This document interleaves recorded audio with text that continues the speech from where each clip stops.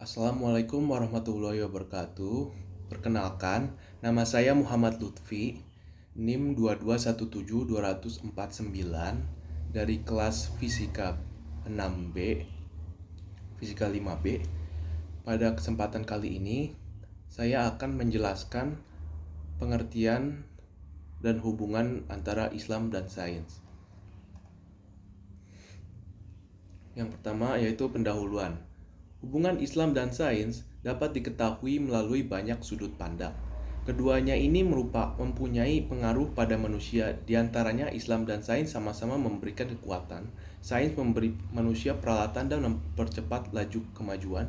Islam menetapkan maksud, tujuan, upaya manusia dan sekaligus mengarahkan upaya tersebut. Sains membawa revolusi lahiriah, yaitu secara material, dan Islam membawa revolusi secara batiniah. Sains memperindah akal dan pikiran. Islam memperindah jiwa dan perasaan. Sains melindungi manusia dari penyakit, banjir, badai, dan bencana alam. Islam melindungi manusia dari keresahan, kegelisahan, dan rasa tidak nyaman. Sains mengharmoniskan dunia dengan Islam, dengan manusia, dan Islam menyelaraskan dengan dirinya. Seiring perkembangan zaman, Eropa modern membangun sebuah sistem yang realistis bahwa pengalaman yang diungkapkan dengan menggunakan akal saja tidak mampu memberikan semangat yang ada dalam keyakinan hidup. Dan ternyata keyakinan hidup itu hanya dapat diperoleh dengan pengetahuan personal yang bersifat spiritual. Hal inilah yang kemudian membuat akal semata tidak memberikan pengaruh pada manusia, sementara agama selalu meninggikan derajat orang dan mengubah masyarakat. Dasar gagasan-gagasan tinggi kaum muslim adalah wahyu. Bagi intelektual muslim, basis spiritual dari kehidupan adalah tentang keyakinan.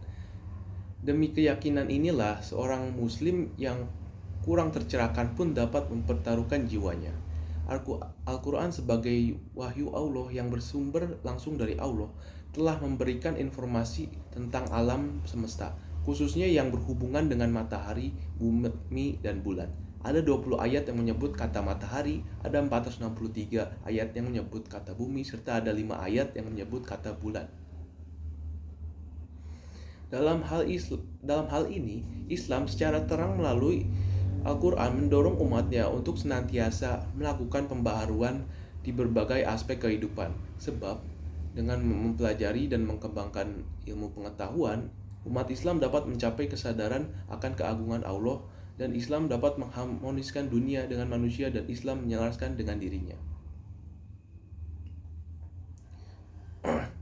Yang pertama, pengertian.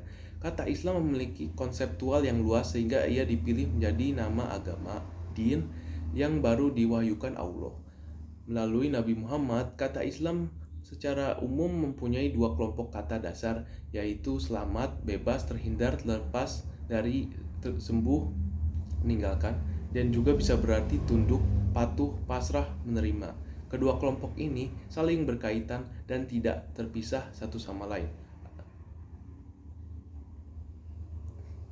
Kata sains dalam Webster New World Dictionary berasal dari bahasa Latin yakni scire yang artinya mengetahui.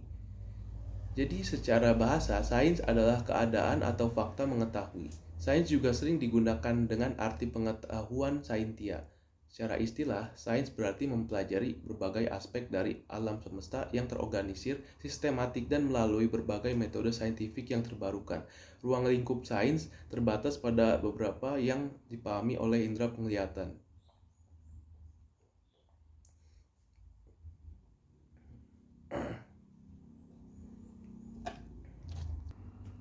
Ketika kita berbicara tentang sains dan teknologi, maka kita tidak boleh melupakan peran cendekiawan Islam terhadap khazanah intelektual Timur dan Barat. Contohnya Ibnu Sina, Al-Ghazali, Al-Biruni, Al-Tabari, Nasiruddin, Abu Al-Wafa Al-Batani, dan Omar Khayyam yang berasal dari Persia.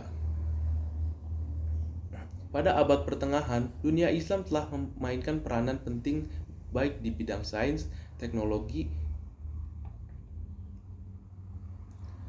Harun Nasution menyatakan bahwa cendekiawan-cendekiawan Islam tidak hanya mempelajari sains teknologi dan filsafat dari buku Yunani, tetapi menambahkan ke dalam hasil-hasil penyelidikan yang mereka lakukan dalam sains teknologi dan hasil pemikiran mereka dalam ilmu filsafat. Dengan demikian, lahirlah ilmu pengetahuan filsuf seperti Al-Farazi dan sebagainya. Para ilmuwan tersebut memiliki pengetahuan yang bersifat desekuaristik, yaitu ilmu pengetahuan umum yang mereka kembangkan tidak terlepas dari ilmu agama atau tidak terlepas dari nilai-nilai Islam. Ibnu Sina misalkan, di samping menghafal Al-Quran, dia terkenal sebagai di bidang kedokteran. Al-Biruni yaitu seorang filsafat, astronomi, geografi, matematika, juga sejarah. Ibnu Rushd yang di dunia barat dikenal sebagai Averroes, dia bukan hanya terkenal dalam bidang filsafat, tapi juga dalam bidang fikih. Bahkan kitab fikih karangannya, yaitu Bidayatul Mujtahid, dipakai sebagai rujukan umat Islam di berbagai negara. Jadi berdasarkan pembahasan tadi dapat disimpulkan bahwa antara Islam dan sains tidak bertentangan satu sama lain. Bahkan antara Islam dan sains memiliki keselarasan dan dapat mempertegas antara satu dan yang lainnya. Keselarasan Islam dan sains dapat dibuktikan dengan banyak hal. Salah satunya dengan produk berupa tokoh-tokoh Islam yang cemerlang dan memiliki kontribusi dalam bidang sains. Beberapa nama terkenal Islam tersebut diantaranya Ibnu Sina yang memiliki kontribusi dalam bidang seperti kedokteran dan lain-lain. Selain itu juga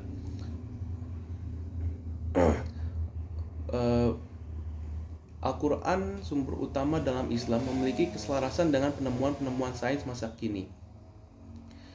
Sekian dari saya. Mohon maaf bila ada kesalahan. Wassalamualaikum warahmatullahi wabarakatuh.